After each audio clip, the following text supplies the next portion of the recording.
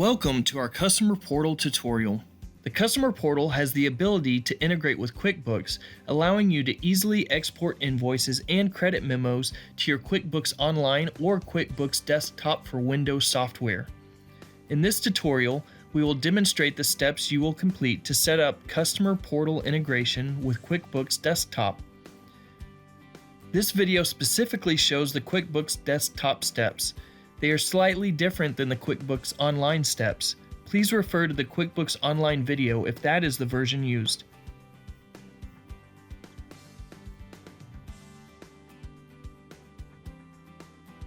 Before we begin, it is important to note that only customer users with administrator permissions will be able to use the QuickBooks integration features.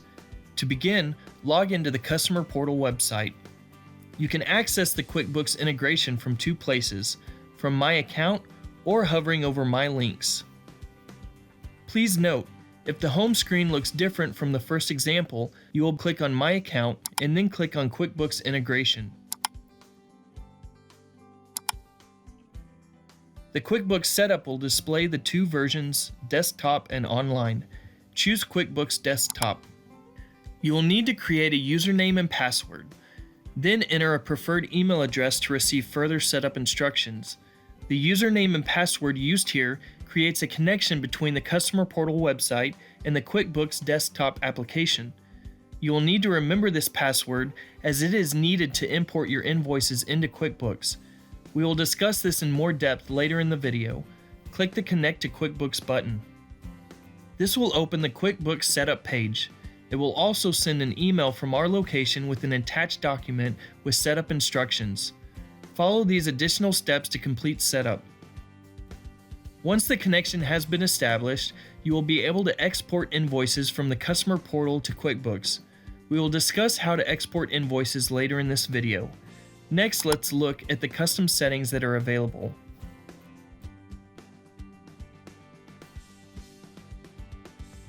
From the QuickBooks Settings page, you will have the options to disconnect the integration and apply QuickBooks and Sync settings. It is important to note these settings will need to be established before invoices can be sent to QuickBooks. Click the Vendor drop-down and choose the vendor name you created in the QuickBooks system for our location. Next, click the AP Account drop-down and choose the desired AP account. Then click Apply Changes. The next section allows the creation of line items in the invoice at a summary and line item level. Here's an example of an invoice using the summary level. Choosing the summary section options will ensure that the bill entered in QuickBooks does not have the parts detail. It will group the parts total into one line, the merchandise total, on the bill. The summary section will display the category choice selected and a total amount for all items on the invoice. Here is an example of a line item invoice. The line item level will display each individual item on the invoice, but group them under the products and services choice that was selected. From the category drop-down, choose the desired category, then click Apply Changes.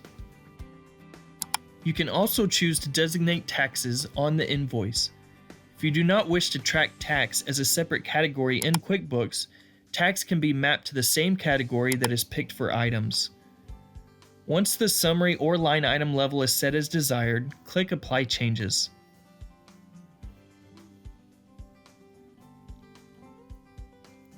From the QuickBooks Settings page, click the Sync Invoices drop-down menu in the Sync Settings area.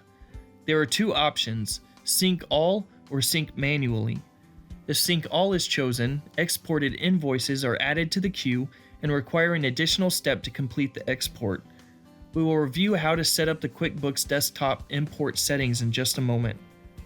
If Sync Manually is chosen, you will manually send each individual invoice in the Customer Portal website to QuickBooks.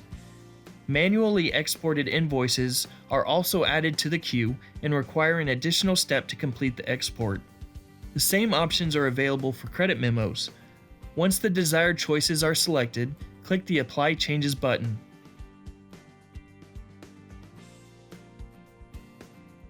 To manually send an invoice to QuickBooks, from the Customer Portal homepage, click Orders and Invoices. Please note, If the home screen looks different from the first example, you will click on My Account and then click on Invoices. Click the Invoices tab, click the desired order number, and click the Send to QuickBooks button. You will receive a green success message. Please note that if an invoice has already been sent to QuickBooks, the button will read Resend to QuickBooks.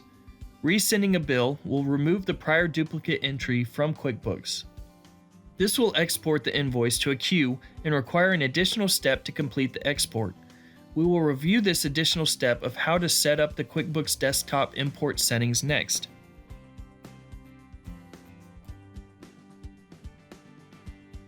From the QuickBooks Desktop, click File.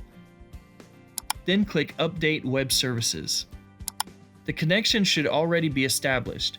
If it is not, you will need to complete the connection setup instructions you received by email. If the password field is blank, you will need to insert the password you previously created, which was used to connect QuickBooks in the Customer Portal website. Once the password is entered, a pop-up box will appear. Click Yes to save changes. Now that the connection has been completed, you have the option to set up an auto-run import or import manually. To import manually, check the select box and click the Update Selected button. To set up auto-run, check the auto-run box. Next, set the every min column to the desired amount of time. QuickBooks will auto-run at the selected time interval and pull any documents that were waiting in the queue. This concludes the tutorial on Customer Portal integration for QuickBooks Desktop. If you need further assistance, please reach out to your sales representative.